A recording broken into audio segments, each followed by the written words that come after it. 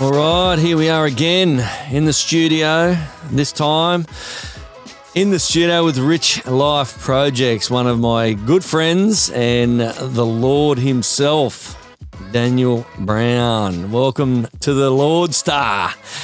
Welcome, mate, to the Rich Life Projects. Thanks, brother. How have you been? What's been happening?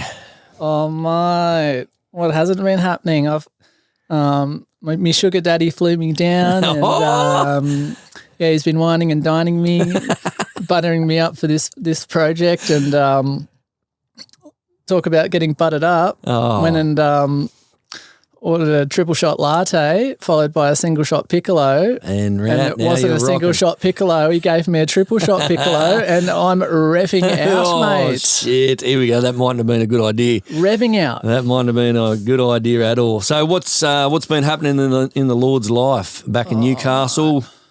Obviously with the Lord's Coffee. Yeah, Lord's Coffee and Associates. So it wouldn't be Lord's Coffee without the Associates. 100%. And everyone working with me too. Like it all started out just with a little hole in the wall cafe. Yeah. And little did I know, like Newcastle was just yearning for a bit of the Lord. Yeah, what's happening in Newcastle with all your martini espressos and all that sort of stuff? Yeah, so a buddy of mine worked at the Prince and they were ordering our coffee for espresso martinis and I thought, oh, wow, like there's a little bit of an opportunity here. There's a market there.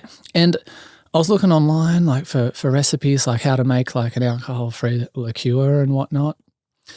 And I saw that majority of espresso martini liqueurs are made from instant coffee. Okay. So it's we've bypassed the instant and we're using the Lord's freshly roasted coffee to make this. I'm not going to get into how we make it because that's a secret. That's the secret, like the old herbs and the spices. Yeah. So we've got our own little secret recipe and we make it from our coffee. Yeah, right. And you can just taste the quality. But everything else at the moment, I mean, you've got coffee shop, family, everything else going on. Everything, life is good at the moment for the Lord. Oh, yeah, just, dancing to the beat of my own drum, moving through fear and just creating a life, that I've always dreamed about that I sort of didn't even really know if it was possible, but it's all coming true. Growing up on the Central Coast, what was growing up the Mullet Lord's way? What was that like? Obviously, Central Coast, was it, I think? Yeah, Central Coast, Copacabana, 2251's the postcode. Represent. But before that, like I was up until 2 years old, we were living out at Singleton. Oh, right. Okay. That's on the way to like Tamworth in the country towns and all that sort of stuff. Yeah, right. So there's yourself. Dad's a farmer. Oh, okay. And Mum used to barrel race horses. Oh, right. That's how they actually met. Yahoo. Woo. Yeah. And then there was a big drought in the late 80s, early 90s. Of barrel women? Dad was just experiencing a bit of a drought. Just in the romance section. Oh, yeah. Nah, only joking, Dad. You probably weren't. And, so we moved from Singleton because it was really drying up out there to Terrigal. Okay, and that's Central Coast, from 2 years old, that's where I've was introduced to the ocean. Yeah, right. So it's obviously your brother Joshy. Big shout out to Joshy, the human beast. Yeah. And Soph, the sister. Yeah, and Soph. So there's only the three you guys? Yeah, and I'm the oldest. Yep. What was home life like? Yeah, like I didn't really understand it, to be honest, because like naturally I'm such like a loving, all-inclusive person. But at home, like there was, I don't know, like you call it domestic violence or like there was I think Dad was just like trying to cope with being taken from the farm and he wasn't coping too well. Yeah. And so he'd him and mum would fight, arguments, and it was just like really confusing because we'd be going to church on a Sunday, practicing all this lovey-dovey shit. Yeah, right. And then we'd come home to like domestics, and we'd have to abuse or go out into the backyard and let them sort their shit out. Yeah, true. Well, when you say that back in the day too, like I suppose every parent went through that time where the kids, like our generation coming up now, would we'd always have to go to the bedroom or the backyard and let the parents sort out their stuff. Like it's just one of those things, I suppose. The home life, and I suppose you can put it down to abuse, or you can the little bit of turmoil in the family. But and it's sort of hard to talk about it because like I don't like to make any excuses. I'm not a victim, or I don't like to make any excuses for like what happened to me. Yeah. And I don't want to put any guilt on them because I believe that like I was born a bit crazy. And really? And like if no matter what, even if I had a lovey-dovey, perfect, picturesque upbringing, like I was born like crazy. I was born with this brain. Yeah. And like no matter what, like I reckon I would have gone down the path I went down. Going to school, Central Coast, you'd surf because you were that in love with the surf. You'd surf before school and after school. Yeah. And that's you'd spend most of your time. So as you say, when Dad and Mum sort of, I think it was a young age when Dad sort of left, like 11 or so. I was 11. Obviously, you had the ocean, as you say. Yeah. What was the going forward, Mum, then the three kids, that part going forward? Yes, I don't want to get all gloomy. No. But it was Brownie's first day of school. Oh, was it? Yeah, first day. Oh, damn. I was 11. Shit. First going on 12. First day of high school. Oh, high school too. And no one was there to take me to school. Oh, what? Yeah. Oh, man. And those sort of things, I mean, people don't realise those sort of things, they have a bit of an effect. Like certain things that happen, and to some people it might be just simple things. Dad didn't take me or Mum didn't take me to this place or that place. But when you, as you say, sometimes it's just that part where those little things have a lifetime effect. Yeah. I believe anyway. Yeah, because I had these like, I don't know, I call it the pathological critic these days, like that negative voice that goes on.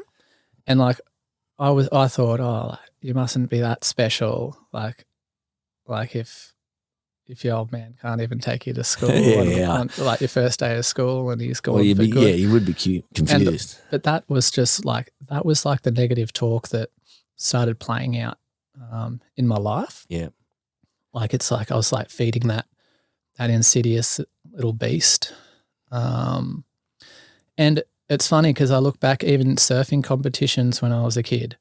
Like I'd let other kids go the waves instead. I was, you go that one. Like I didn't feel as worthy. Yeah, okay. Yeah. But by all reports, you were a pretty demon surfer back in the day. Yeah. So was it just like I suppose an acceptance thing? Like you wanted to make other people happy? Yeah, like I was a people pleaser. Yeah, okay. As well, because everyone had to like me. Yeah. And like, I can understand that. Yeah, like I had, like I got in touch with the ego as well down the track, but it all started like, I thought I was being a good guy. Yeah. Letting people go the waves and putting other people first. Making people laugh. It's a sort of twisted thing because really it was my own insecurity, and it's like everyone did have to like me. Yeah. Like, and I was like, I do like crazy things just like for attention, even when I was younger, Mum I didn't mind a ciggy, and I'd be like, "Hey, Josh," I'd light him up a durry. He was only like 5 years old. And I'd go, "Hey, go show Mum and Dad how you can smoke like them." And he'd run it and he'd go, "Oh, oh, such a cute little boy. Oh, all right. Just run in and go, hey, look, Dad, look, Mum, I can smoke like you. And I just hear like, kidding me? Dad's blowing up. And he's had a few You said the poor Josh into battle. And I heard him just like fucking storming out of the house, and I just put my Sprint on, hey, because he had a few motorbike accidents and he did his knees. Your father? So yeah.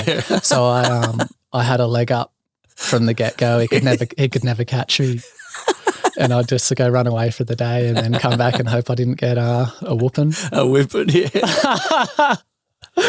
But, just weird things for attention, like because I didn't know how to ask for it. Yeah. As well. Yeah. So many little things, But so when Dad, I think as I say, you're 11 when Dad left, and you sort of, as you, I think stated or I've sort of seen before, you had to sort of take that role of being the father, the male of the family. Yeah, like what was that responsibility? Obviously, thinking, Dad's gone. I've got to start. No more sending Josh in for the smoking the durries. Yeah. I had to grow up fast. I had to grow up fast, and I really like when I say that I took on the father role. I really held it, took it with two hands. Yeah. At a gut level. Yeah, like I'm the man of the house now.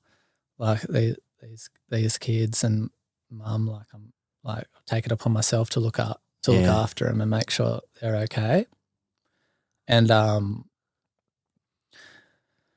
was the little fucking golden child up until 16. Because it's a lot. It was a lot to Little did I know that what I took on at that age was, it's a lot of pressure too for a young person, especially when they're already feeling like they're outcast or something's different about them. Next minute, now I'm a role model, and I've got to make ends meet for my family, or we've got to get rich, or we've got to somehow survive. Yeah, and that's what I said to Mum too, because we were getting like Red Cross fucking handouts. Yeah. Shit got real low, and we were getting food hampers delivered, and I was looking around going, this can't be it.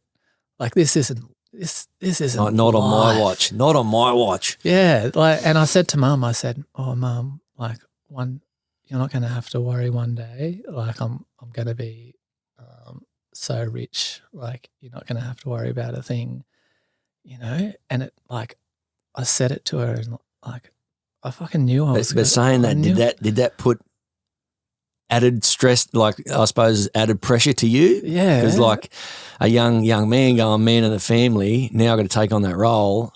Now you've put a benchmark or level and saying to your mum, and I know you look at your mother, who's a strong person in all our families, and you go, man, I'm going to make this work for you. That's a lot of pressure too. Yeah. And it was, I didn't realize at the time how much that was for a kid that age. And it got up to 16, and drinking was such a big culture. Yeah. And it was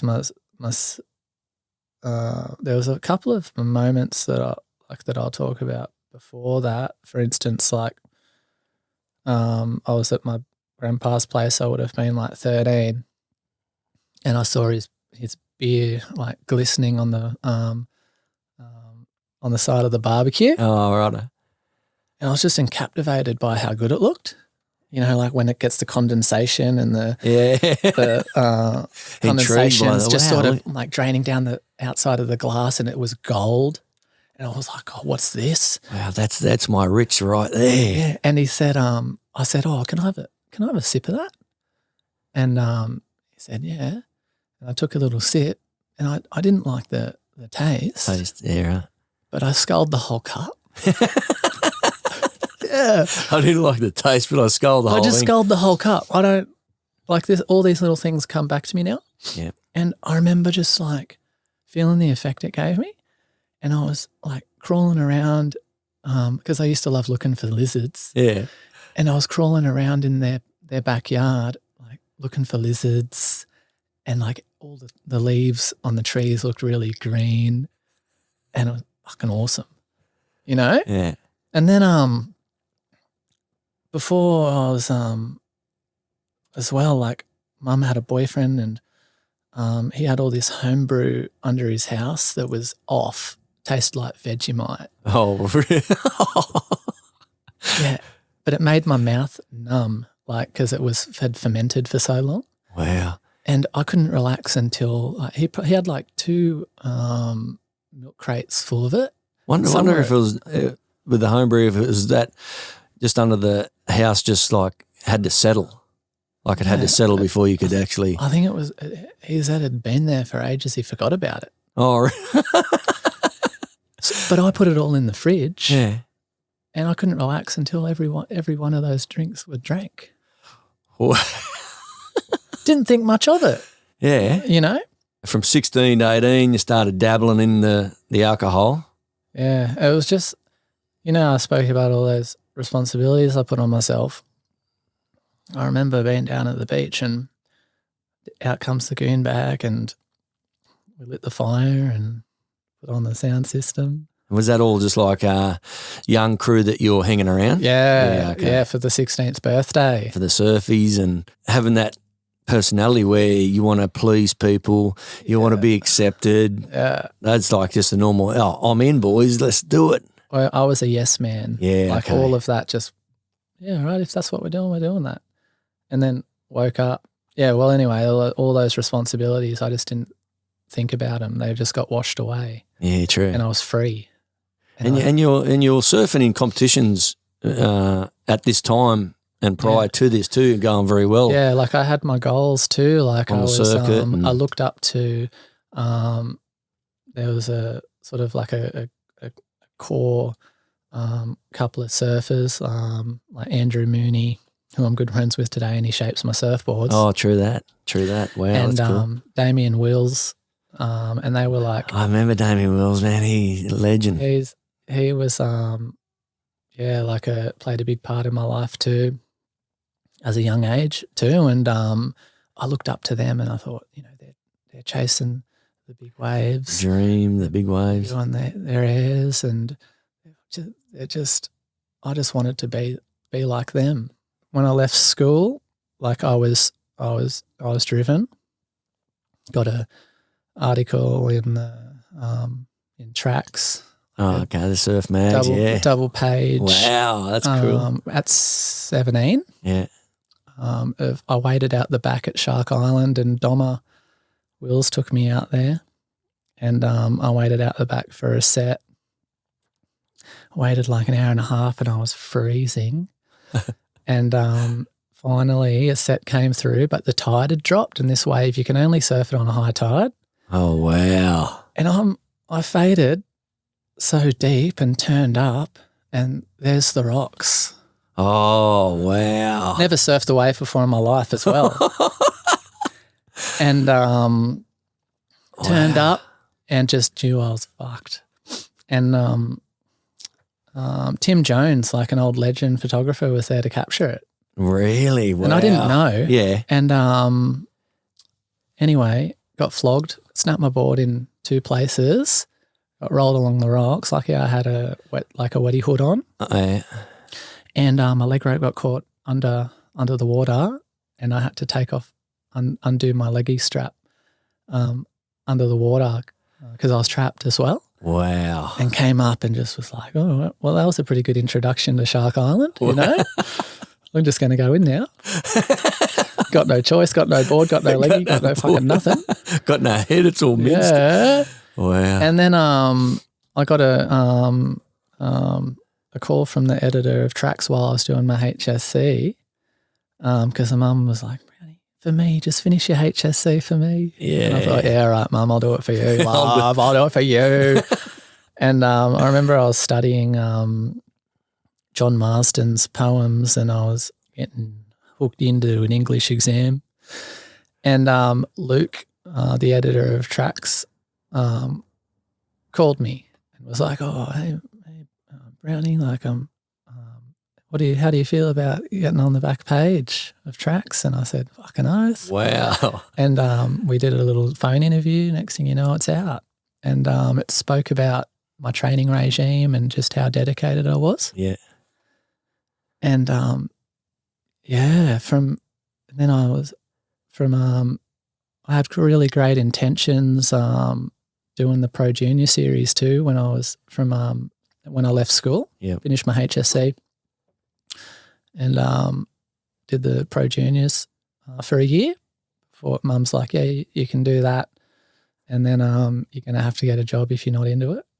And like I had all intentions of like going hard on the junior series. Yeah, right. And because if you get on the mag as well, like you would have been feeling, man, I'm a bit like the little bit of famous, I'm on the back, because that was a big thing back in the day, wasn't it? Yeah. If you're on any of the mags, it was like magazines were like what everyone was doing. Obviously, they didn't have social media realistically, and so I was just like, wow, if you're on the mag, you're in the mags, and you've made it. Yeah, you've made it. You've made only the back page, but you've made it. Yeah, and I was falling off. Falling off, and I still became famous on the mags. Wow. But so like, and like I had friends and stuff going, "Oh, Brownie, like you rip and all that stuff," and I just see myself now. I was like, thinking back, I look back and I'm like, fuck, you had no hope. When I think back, I had no hope. Because like if I didn't have, like that whole, I didn't feel worthy. Yeah, and I felt still that outcast feeling. All that shit. And I carried into my comp. So I was up against like dead set some people I looked up to. Yeah, true that. Wow. And I thought, no, like I'm nowhere near as good as them, and I'm not I just did not feel. Why am I here? I felt less than, and I was before I even hit the water. I hadn't made it. Wow. Yeah, it's a crazy self-esteem, thing, isn't it? Yeah, self-esteem, real low self-esteem. Yeah, and so that ended up being like around Australia. Every event there was a party. Yeah, true. And I had all intentions about doing well in the comps. Yep. But as soon as I touched a drink, yep. Is that it was a compulsion. Yeah. It set off that phenomenon of craving they talk about. Yeah. And I had to satisfy it. Yeah, right. Once I had one, I had to just keep going. Is that where the sort of introduction, like when you're obviously getting to the age of 18, and then you sort of found the drugs as well on top of the alcohol? The ecstasy, man. What was the whole trip of the ecstasy, weed, cocaine, mushrooms? It's so progressive, dude. Like I look back at the progressive nature of alcoholism. Yep. And it starts of like a trickle, when say if we want to go surf some station areas in the lake, we want to let the lake out, and we dig it out and there's just a trickle of water. Yeah, that scenario. Yeah, I get it. That's like the alcoholism for me. Yeah, okay. It's like it starts with a trickle, and then the river starts flowing a little bit more, and then the sides break down and more water comes through. And then it's just raging, and that was the span over the years. But the love for the ocean, I didn't even, I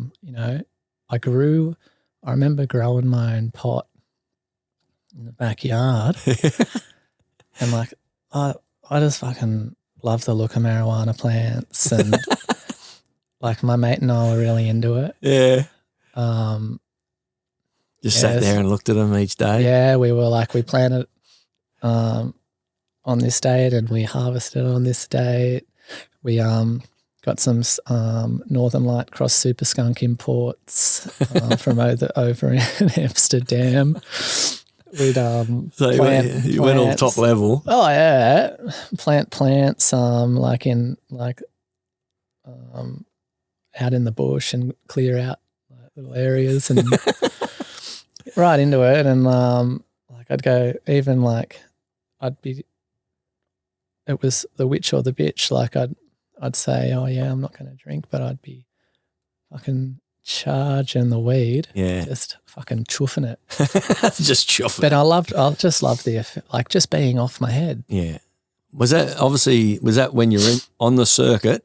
Yeah. You were doing that? Just smoking a bit of weed. And you'd left school by then because you were working at some luxury hotel too, weren't you? Yeah. So left school, did the junior series for a year, just turned into one big party. Right. And little did I know I was just coping with, my alcohol. Like when I drank, I'd become like on an even playing field with everyone. Same as everyone else. Yeah. Okay. And it washed all the issues I had. Yeah. And all that like uneasiness would just wash away. And the conversations would just start flowing because, I don't mind. Oh, that's right. That's when I you don't mind chewing the fat. And the music. I love hard music, like high energy music. Yeah. That would even sound better. Yeah. And like it was just the effect that alcohol gave me. I was like, why would I want to be sober? Yeah, true that. Yeah, I suppose that's how it all gets. Why and I never was one to have a care in the world. I'd always look to the bright side, and people were worried about this and that. And I'd be thinking, what are you worried about? Just have a beer. Just have a beer. Who gives a shit what's going on? Wow. Like it's just get mildly intoxicated and just fucking cruise. Who cares about anything? Let's just have fun. So when you say you start getting into that zone when you're just like, wow, I'm thriving on this. Yeah, it was like where at that stages, what took over? Obviously, the alcoholism took over, but slowly just took me. It slowly like it felt like my best friend. Like even my mates would be like, oh, you haven't had a girlfriend and all this, and I didn't think it at the time, but like the alcohol was my partner. Like it was always there. Like it was a warm hug. It made me feel like at ease with the world. Even when I wake up, I'd feel a bit sick. It was there to make me feel better. Yeah, right. That makes sense. It was my partner. Like it was me and alcohol. That was your world. But on the outside, obviously going through, I think you're drinking daily. This is the age 22. It was progressive, man, because the love of the ocean and me saying, Mum, I'm going to be rich one day. Yeah, wow. And like all that stuff like deterred me from daily drinking. Like I'd be like, no, I'm going to pull up stumps and I'm going to make it. I'm going to train, and I'd have grandiose ideas. So like getting into grandiose ideas, like I got a job at the Park Hyatt Hotel, like it's called a bellboy, but concierge. We had to study what restaurant was the best, know the city like the back of our hand, and drive people around in the van. Okay. Well, that's a bit intense. Yeah, but little did I know, like fear, like my dream was to be like a surfer. Yeah. And fear, I was being distracted by life's distractions. I was distracting myself, justifying and rationalizing and conforming with the world. I'll get a safe job, make $1,000 a week, doing sitting in this safety zone. I've got a mate that's got me the job. Yeah. This is all pretty easy. And but little did I know, when I signed up for that, I was like turning my back on myself. Yeah, okay. Like my intuition and my spirit wanted the ocean, but I was becoming a victim or a slave to what I thought was my partner with like alcohol. And I took another road. Yeah. And from then on, that's when I found the stimulants. Because even a mate said to me, Brownie, because I was smoking a fair bit of pot. Yeah. And I was usually an outgoing guy. And he said, my mate Brent, and he was like, Brownie, just like, you got to get on the stimulants, mate. Like, you're such a downer. And I was We thinking, don't want to see you down. Get like, fucking oath I am. What am I doing smoking this pot? Fucking turns me into a downer. I'm going to start getting on the ecstasy. And that's obviously that's ecstasy, then the cocaine, then the mushrooms, speed. All of it. It all started to just carry on. Wow. Like, and what was living like when you're going through all those, the drugs and the alcoholism? How did that affect like your life at that present? Like not just with your life because you had your partner, so to speak, or partners, but your family, your friends, it was a slow burn, eh? Like, but now in hindsight, it happened all pretty quickly. But so I'd be working. I'd do a double shift. So that's 18 hours. The hotel, sleep there, drink that night. Because fuck, I had a good one. Fuck, it was fun while it lasted. Sit on the balcony. We'd just smoke a joint. Be with a couple of mates, drink out the minibar. We're only 19. You can do stuff like that then. Wow. It was all fun and games. And wake up, do another 18-hour shift. So that's 4 shifts in 2 days. Go home. Who knows what we'd do? And then wake up, I'd do another shift. It was usually an Arvo shift that finished at midnight. And then I'd have the rest of the week and $1,000 in my pocket to just get well and truly amongst it. Yep. I was living on the Central Coast and commuting, and like, I don't want to like act like I'm far from a tough cunt. Yeah. Like, I was just a rowdy, loose little bloke, and had such a low self-esteem, and like my alcoholism, like I was partying with some like sort of today, like some mates, and like we would just tear it up. Like I was so devoted to the party lifestyle.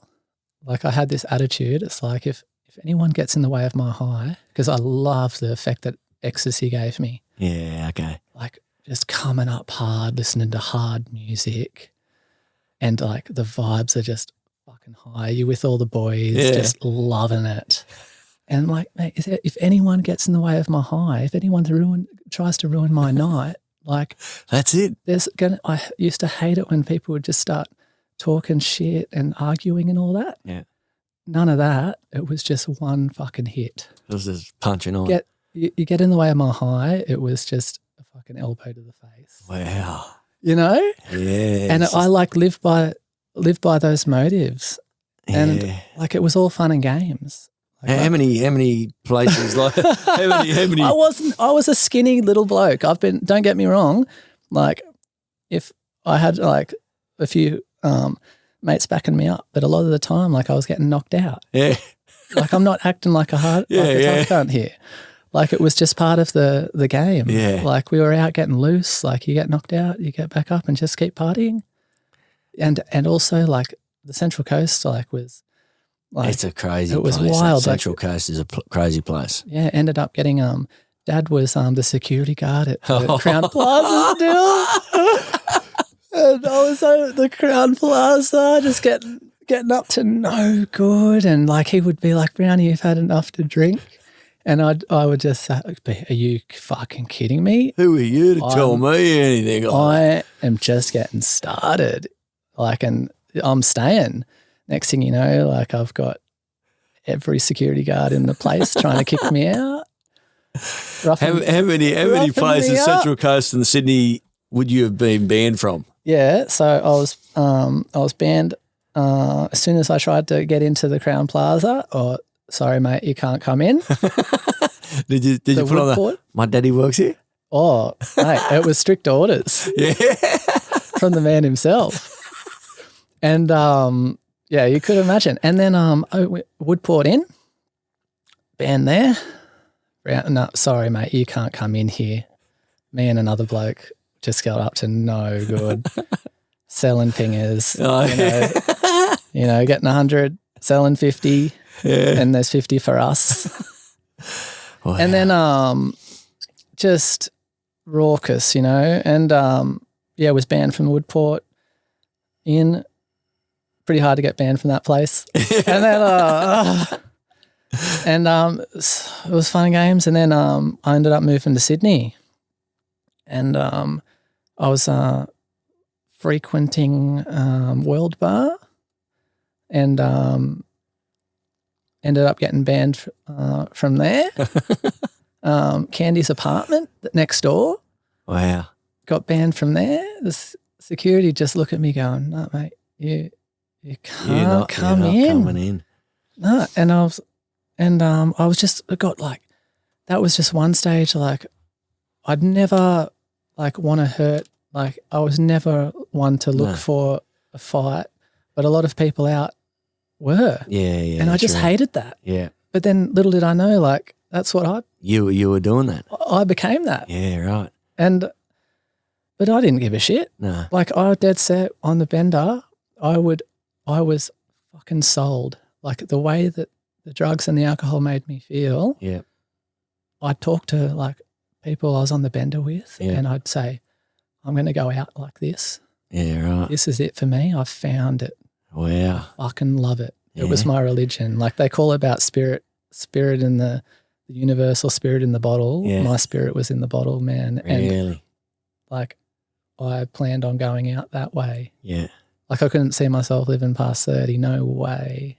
Because I've read sometimes when you're out partying and you're pleasing other people, making people laugh, you get to the stages sometimes where you do things like stab yourself and then you'd sew yourself up again. Yeah. Yeah, self-harm. Self-harming yourself. Yeah, I'd get so buckled. My mate Putting was cigarettes out on yourself. Yeah, I'd love a durry. I'd fucking roll my own ciggies. I was getting coke for $200 a gram. And I'd sprinkle, I'd have crack ciggies, sprinkle the cocaine in the ciggy and roll it up. Far out. That was my go-to. And yeah, it was self-harm was a big thing, putting those ciggies out on myself. What else? Yeah. Overdose and purposely trying to overdose.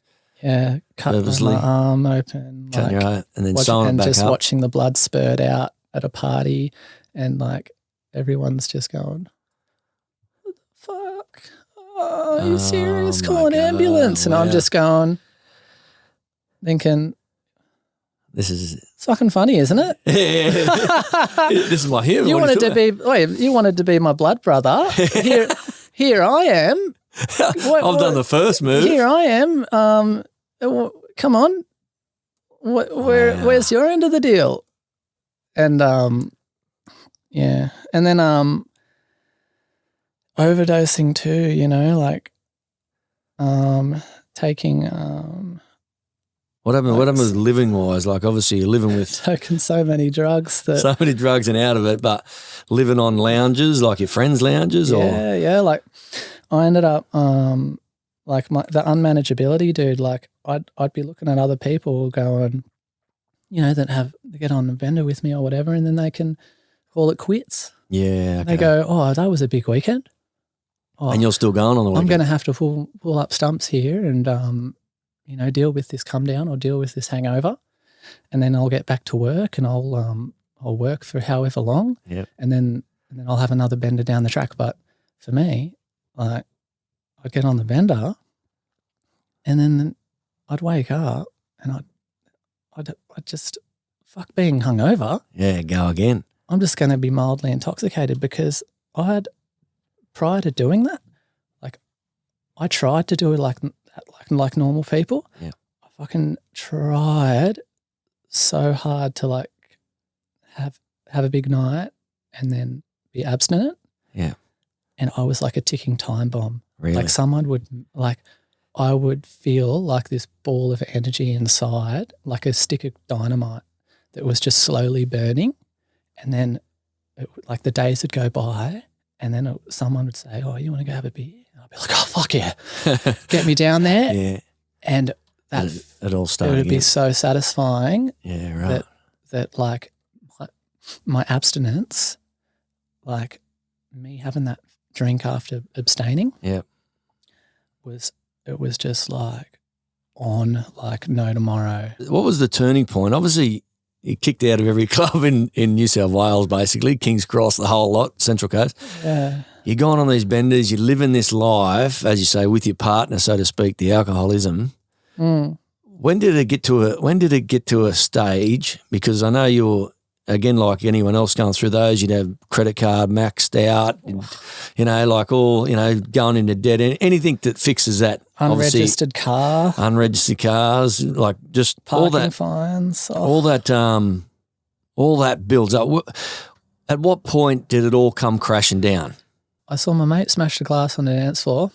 Default was just to do a front flip, landed flat on my back and cut my back up. Yeah, right. Wow. So we went down to the IGA and got some tape and tried to just tape myself up the to cuts stop the bleeding. And they're like stitcher-worthy cuts. Yeah. And ended up getting in the nightclub, Soho in the Cross, because the front of me looked presentable, but the back was red. And I was on the dance.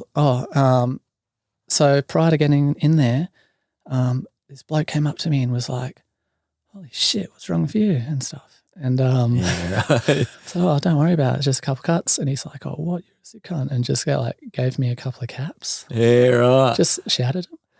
And I did like this running. Woody, my mate, was sorry for mentioning your name, but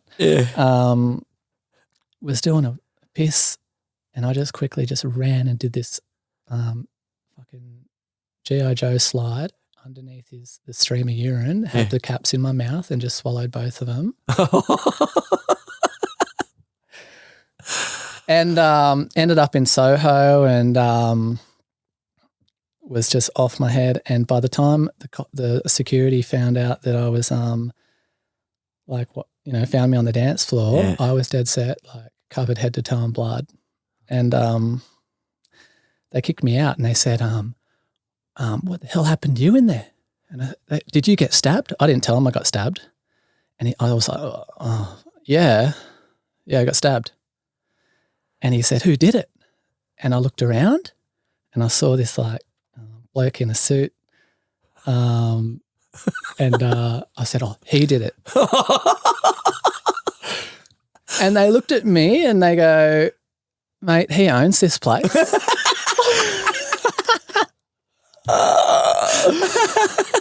And well, he shouldn't walk around with a knife stabbing people. And I looked him dead in the eye and I said, "Are you calling me a fucking liar?" And he said, "Oh, mate, get out of here," and just sort of kicked me in the ass and told me to go. And I would have lost litres of blood.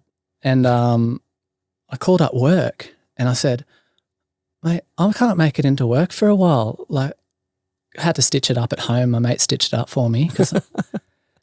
And they're like, "Oh, okay, like we'll give you a couple of weeks paid leave." Oh, beautiful. And whenever I got paid leave, like it would be a free pass to just get crazy next level. And that was, little did I know, that was the end of my spree. Yeah, like, okay. Now that I look back, I wasn't in too good a shape. I was pretty gaunt in the face. Yeah. Like starting to get that like addict look. And that 2 weeks of just constant drinking, because that was my life now. It was just drinking daily. Yeah. I got to a point, it was my last hurrah. I didn't even know it. I was at Bondi Beach Road, sort of like at my mate's place opposite Beach Road.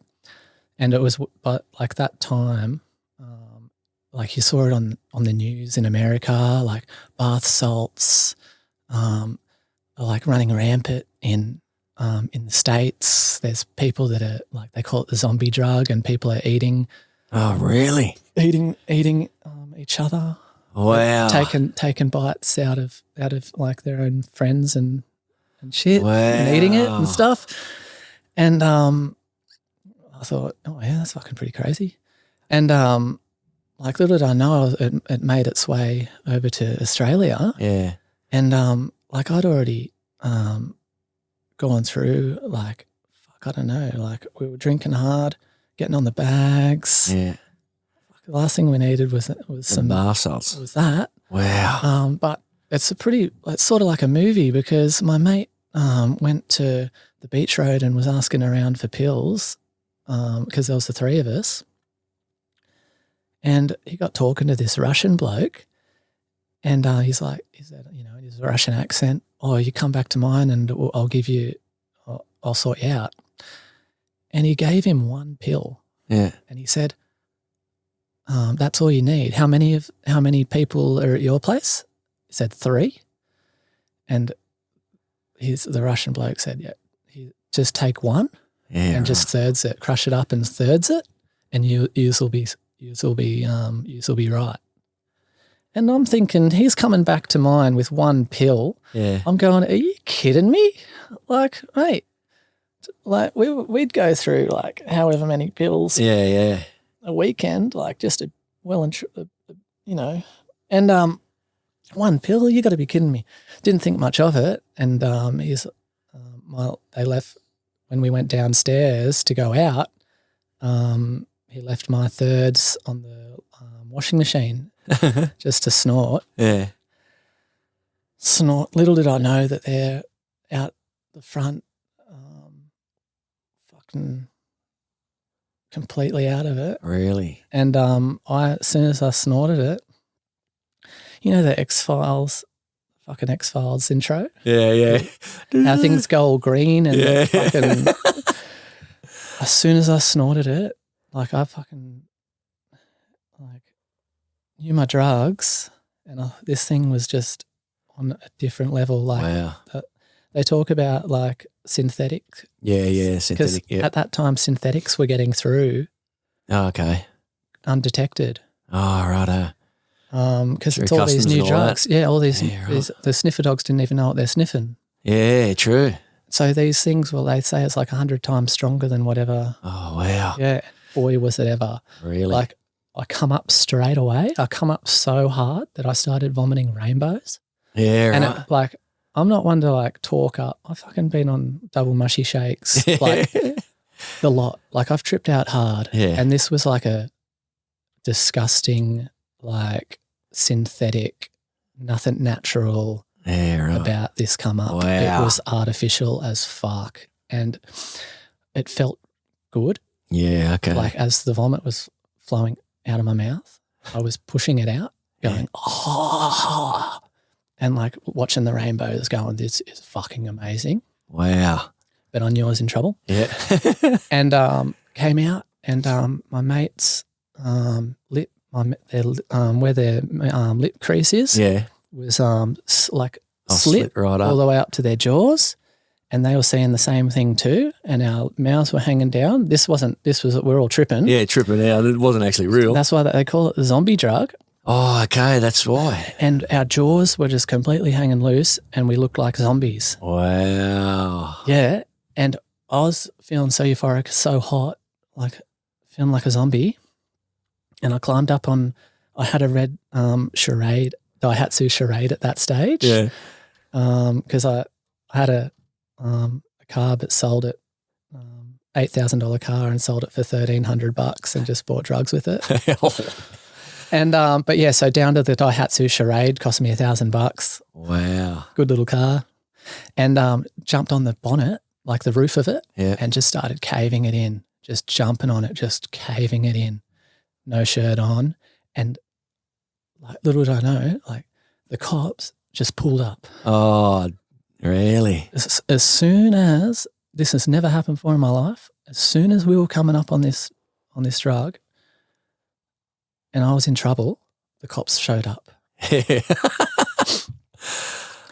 the bright lights, the blue lights, and I said, I don't even know. This is just what people would. I have like faint memories of what happened, and took four cops to rip me off the roof of the car, and they tackled me onto the gravel, and I pulled the handcuffs that were behind me so hard that they were cutting off the circulation and cutting into my hands. Wow. And I was ferociously foam coming out of my mouth, eyes in the back of my head, rubbing my head in gravel until the first layer of skin was off my face. Wow.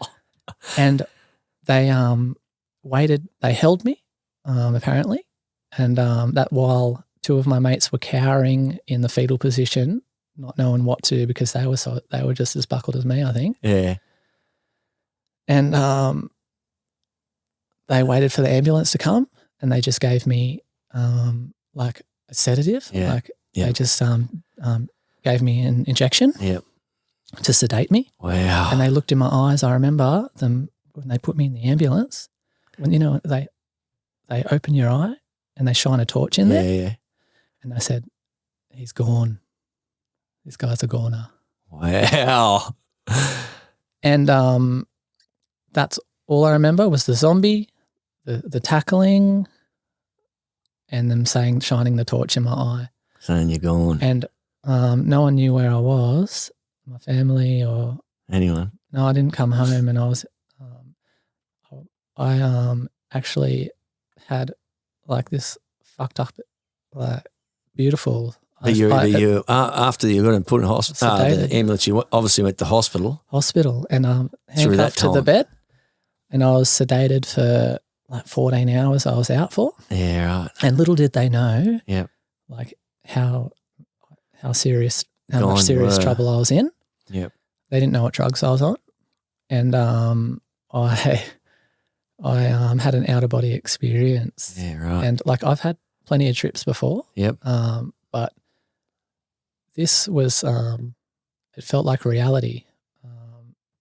Like when I came out of this experience, it's like it actually happened. Yeah, right. Like it happened for me. Yep. And so I ended up like getting transported. I just call it heaven. Yeah. Because it was beautiful. Yeah. Like I got to experience like true connection with like these higher beings. And like the place I went to, it was kind of like it was like a futuristic world. And there was a lot of things going on up there, like people busy doing their thing, but I got in touch with like these guides, and they took me under their wing, and it was like I was like in like their club or like something like that, and they were just showing me the way. And we spoke through body language, so like our mouths actually weren't going. We had such a connection that connection so strong that we were talking through just body language. Through the so mind, the mind and our movements and all that was the way we communicated. And they actually got me in touch with like my true strength. And I'm talking like I lived, there's no time up there either. So like when my spirit or whatever got transported up to heaven, like my ego stayed down here. So I wasn't thinking, how long have I been up heaven for? You're just there. Time, it doesn't exist. Wow. Time's non-existent. And they got in touch. Got me in touch with my true strength to a point where they wanted to keep me. Yeah, wow. And I'm talking a lifetime journey. And that's what probably to us plebs on earth, probably you're meaning that's like death was calling you, or they wanted you to remain there with them. Yeah, death would have been calling me in the hospital bed. Wow. And I was I formed this amazing relationship with these people up there, and they had orders from above saying that you're going to have to keep him up here because he belongs up here now with you guys because you've disclosed so much. Where you've gone to. Yeah. Yeah, wow. And they had this like got heavy up there, and I actually had to show and prove to them how badly I wanted to come back to Earth. So, like, the fight that I had to put up with up there wasn't one of violence. It's so hard to put this stuff into words. Yeah, exactly. Yeah, it was one of like persuasion, and inner strength. Inner strength. Like, I had to really present them with the strength and the reasoning why and negotiation in an extreme setting where they had this. I felt like, I don't know if it was their foot that they were holding me down with, or a futuristic weapon. But if it went off, and I didn't show such strength, you'd have been gone. I think down in the hospital bed, the whole thing would have went beep. Wow. So if I gave up and I didn't prove myself, I wouldn't have come back to my body. Yeah, okay. And I would have died. I would have just been another one of those statistics. Younger kids overdosed on shit. So you have that outer body, that whole different dimension. You get out of hospital. So when I proved to them that I wanted to come back to Earth, I actually fell into hell. Yeah, okay, first. Before you come back. Before I come back. And I paid for my sins. And I was walking around endlessly, because time doesn't exist there either. Okay. And it's a fiery desert. Yeah. Desolate desert, like a big junkyard.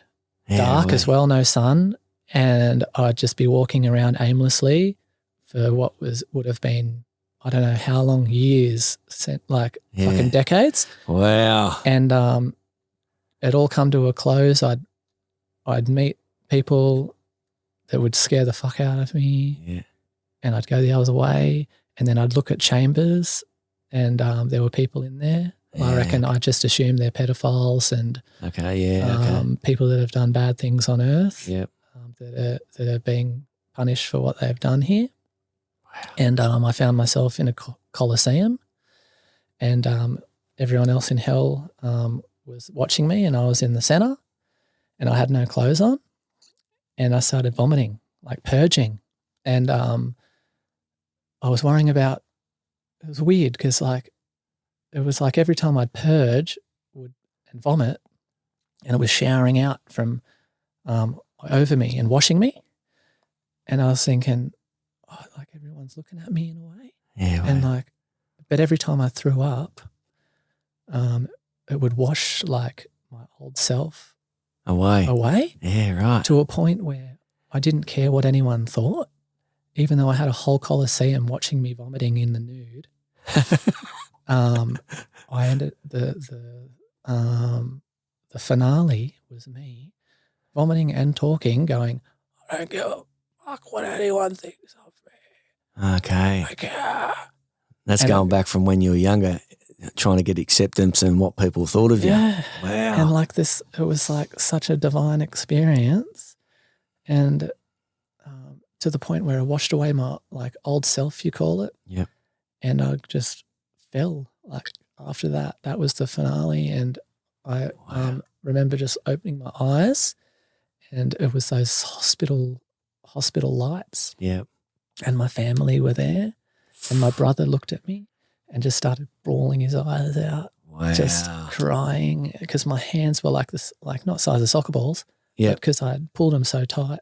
Oh, they were cut open. Yeah. They were purple. My fists were all swollen up, and my face was scratched off. Manipulated the doctors to let me out. Next thing you know, I'm feeling all high and stoked on life, and hopped on the train to head back to Sydney. Yep. And I didn't have alcohol from Newcastle through to Central, and it's at Strathfield, I ended up having a seizure. Oh, did you? Yeah, right. On the train? Yeah. Yeah, right. Yeah. So had a seizure and just started shaking, like fucking doing the wriggling act. Yeah, wow. And had to get out of there. And that's when I started hearing voices, things, people talking. Like it's the same voice, like this voice talking to me. And also things crawling in under my skin. Yeah, okay. Like proper bugs under my skin, which was nuts. And then I basically just felt like what it was like to be insane because I called my mate because I had my phone in my pocket, but I lost everything I had. Yeah, really? Yeah, and called my mate and said, I've lost everything. The mate I got on the bath salts with. Yeah, yeah. And he said, don't worry, jump in a cab and get me back to I'll get you back to mine. And he took me back to his. Yeah. And he was joking. He didn't know what I'd been through, and he was going ugh, like doing the vomit thing. And I started hallucinating, and he turned into a devil. And I was watching the bath salts that we took. His veins pop out, and I was watching it flow through his veins. Wow. And I went up to the top level where we were, to his veranda. Yep. But I went into his room first, and I was getting shocked from one end of the room to the other, like someone was frightening me, but no one was there. Yeah. And then I just ran out onto the veranda because I had voices in my head saying the only way you're going to get better is if you crush your head. Oh, really? Yeah. So I was standing on the veranda, looking over, about to jump. And was that the point? That was the point where you just go, I'm done with all this. So the voice was real, like it was crazy. It wasn't a thought. It was the only way you're going to get better is if you jump. Yeah, really. Jump. Wow. Come on. And then I've distracted myself with there's some Carlton drafts in the fridge. Oh, I went back to the drink. So, but what? So you're still dealing through all this, which is absolutely crazy. The point when you give everything up.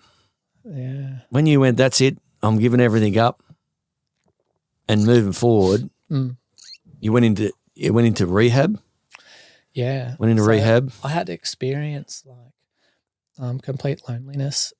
Like it had to get bad. The reality is like a lot of people got to hit rock bottom before you. Bottom. Yeah. Like being such an extremist, like what did I know? Like I thought a rock bottom would have been the hospital and the Yeah. Well, normal people probably would have been. But mine was insanity. Like when you lose your mind, you lose your personality, you lose everything. You lose everything. And I was in that room getting pinballed from one end to the other, and I kept saying to my mate, I just got to go surfing and everything will be okay. So it was a mind over matter thing. Yeah, okay. So I told myself, even though I was going crazy, that all I have to do is go down and jump in the water. Get to the ocean. And everything will be okay. Yeah, right. And I went down to Bondi. It would have been 9 a.m, paper bag in one hand, a Carlton draft in the other.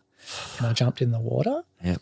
And just told myself that everything's going to be okay from this moment on. But I was falling into rabbit holes, talking all sorts of nonsense. Not even, I was blank. Yeah. Talking like fucking crazy. Who knows what, and then pulling myself out. Yeah. Going, oh my God, sorry guys, I don't know what I was talking about then, and really scaring the people that were around me. Yeah, right. And I had to experience that loneliness. Yeah. Because reality of what I was doing, it's death and insanity. And I thought I was going to have to live my life alive, but completely insane in a mental institution. Yeah, right. And that's the loneliness I had to feel. Yeah.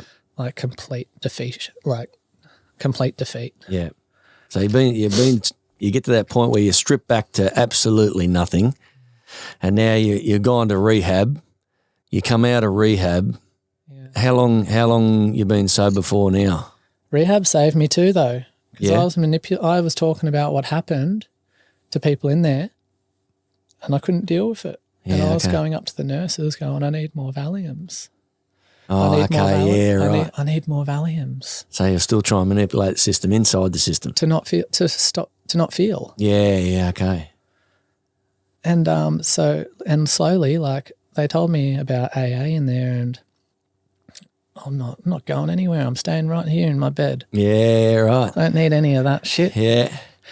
And they're like, Brownie, you got to get out. I'm like, I'm too sick to go. Yeah. Have you know what I've been through? Making up all the excuses not to go. I'm too sick to leave this bed. So and you I get, was fucked up. So you get that. Yeah. Eventually went to AA. Yeah, I just did what I was told because little did I know that I couldn't drink. Oh, okay, I left there and I'm Yeah. like, because I knew I wasn't kidding myself. Yeah. Once I have one, That's gone then. I'm set off. Yeah. And I thought, if I do this again, Yeah. I'm going to die. Yeah.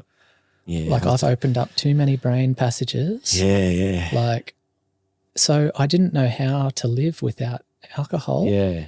But I didn't know how to live without it. That's right. Yeah. So I was confused, and I realized I didn't even know myself. Yeah. So basically, at 24, when I left rehab, it's like I was a little chicken cracking myself out from the egg. Yeah, right. Just hatching from the egg. And how much did AA really help you?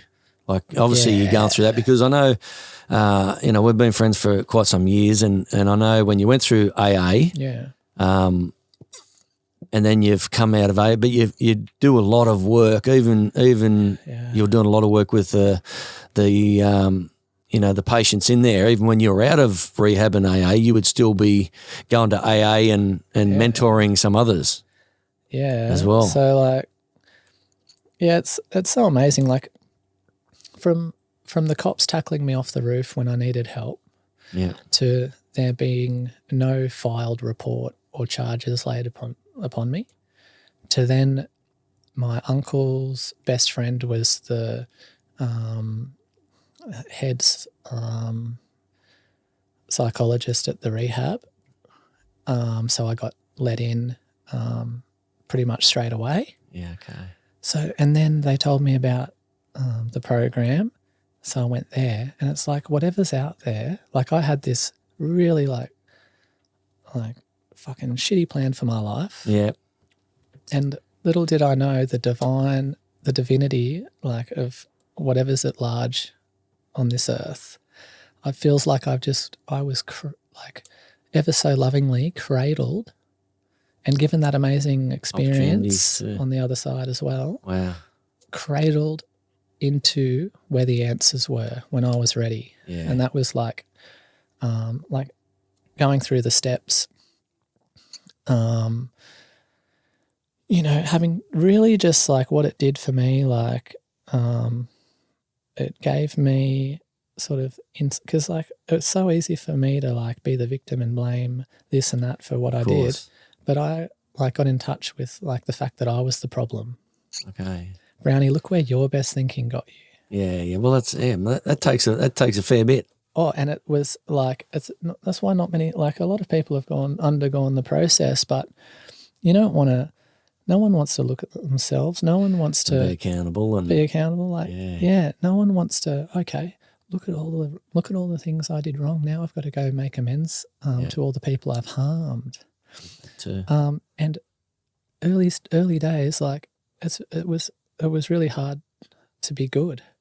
Yeah. Like, you go from one extreme to then, little did I know when I asked for help off my first sponsor, like what I was about to, take on. So, for instance, I was living a chaotic life, like driven by my selfishness and self-centeredness, to then a life of selflessness and unconditional love, and not allowing anyone else's like downfalls to affect my peace, and like spirituality, like they call it, peeling back layers of the onion. Yeah, true.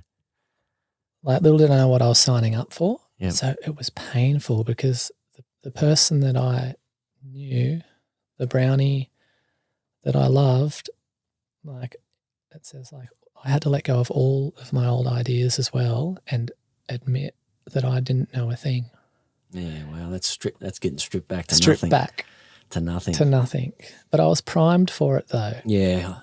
Like, I was beaten into a state of reasonableness. Yeah. My mouth was shut and my ears were open for once. Okay. Yeah, good point. You know, Yeah. I was little did I know that maybe I was being primed. Yeah. I was being primed for that, for this life. Yeah, true. That's that's an experience and a How's half that? there. Wow. You know? But look where it's led to you, I suppose, now when you go, you've gone through all that, you got stripped back to absolutely nothing, and then going forward, then you're so good at what you do now with business-wise, with baristering, you've found your way back to Newcastle. Yeah. You, Back to Newey. You're helping out AA there as well as fostering a kid to help his life. Yeah. You are now got a very successful coffee shop. Yeah. The Lords and Associates coffee, best coffee in Newcastle. Two beautiful children. Yeah. A wife, Nicola. And I mean, you look at all that path that's, you know, before that, and now you're into the, you know, you've done the things, you know, you've been painted by artists. That would have been crazy. Surfboard sponsorship. So you got your own surfboards, the mullet surfboards. Mullet boards. You done a little bit of modelling. Yeah. You know? Who would have thought? TV. Yeah. Done a little stint on TV, the date night. Yeah. Got kicked off that, but anyway, we won't go into that. And judging the Mullet Fest up there in Cessnock, and that's worldwide exposure. And again, those sort of things, you think back, wow, that's what I've achieved now when you're prepared to let everything go and learn again. Yeah. And selflessness rather than selfishness. And just those sort of things that you must look upon. Sometimes you look back, and I mean, every day's a battle, you know, getting to what you've been through. And every day, like all of us, I suppose, a battle. But if someone, you know, growing up or going through AA, or a young kid, Grom, surfer coming through and said, Brownie, what advice have you got for me? I mean, you could probably find 1,000 things to say to them in regards to what not to do. Yeah. But, you know, what was some advice or that you received that you would then pass on to someone else? Yeah, it's funny because, like, I'm now living the life like that. You know how I said that I was confused as a youngster, and I didn't really get the way of the world and all that. And it's like I just had to dead set let go,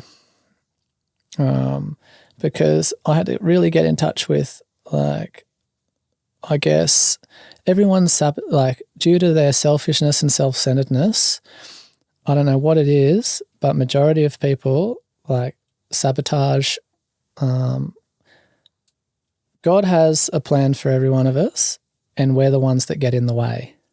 Hey, wow, that's you know. So it's about like being educated and like to understand that life's going to get hard.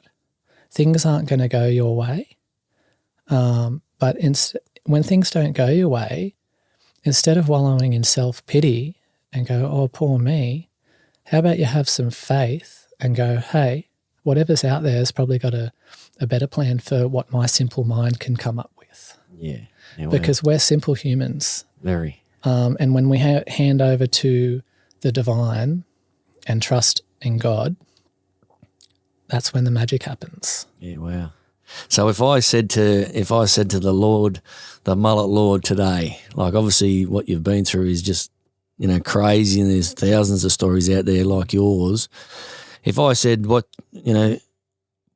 is your rich life like today? What actually makes you happy? What, you know, makes you feel, funny in the body and the mind? What is the Mullet Lord's rich life these days?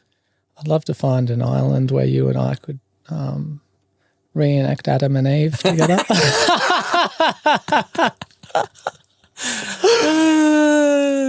Yeah, that's a rich life. Man, that's a good one. Wrap. That's the wrap there. That's the wrap. That's all we need. But, yeah. Oh no, it's like for me, I feel like I'm ever evolving, but like to be able to sit with myself, you know, like to always, always remain teachable, remain humble. If I've wronged anyone, to be able to apologize. Just to like I'm just grateful to be able to like sit with myself today and through my meditations, like just be at peace and ease. Like I really value my sanity, and in turn, like when I'm sane and sound and I'm with God, like everything's amazing. Yeah, beautiful. Yeah, beautiful. so like right now I've got a 6-month-old child and a 2-year-old child, yeah, and a beautiful wife, and like the cafe's thriving. We've been there for 5 years, slogging it out.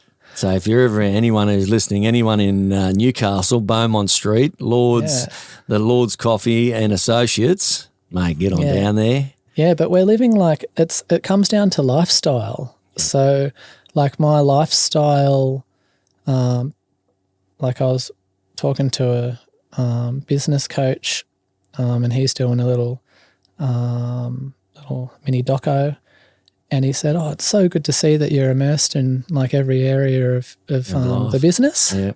And I thought, this is the way of life. Yeah, I love coffee. Yep. I love cafes. Yep. I love creating that community. I love like seeing the green beans come in, and roasting them to making it, to drinking it. And then, we're closed at 1 p.m. And we're surfing. If there's no surf, I'm hitting the gym or doing yoga and basically like it's not even training for swells. No. Because it's like I love I love training and I love being fit. So it's like just the simplicity of the lifestyle I'm living. Wow. Coffee, surfing when there's a swell, it's amazing. Working out, mate, with kids, the family, wife. Tapping into that abundance as well. Not even, the aid or the goal for having a successful business isn't for my selfish needs. No, that's right. Like it's I'm really looking forward to people like, if this story can inspire, but for people to follow the Lord's journey and watching, the success of our business. Definitely. Impact good people's lives, because this is our life. This is our that's one right. life on this earth. Yeah, 100%. And for people having a crack and for good people that are coming into my life, I'm really looking forward to impacting their lives in a positive way. You can't get much better than a rich life than that, brother. Yeah. Well, mate, honestly, this has been definitely one of the big episodes on the Rich Life Project. And as I say, as a close friend and known you for a while, it's absolute pleasure to have you on the Rich Life Projects, brother. And I just want to appreciate your time. Yeah. And man, Mullet Lord, he's back. Thank you, my friend, for being here. Pleasure. You.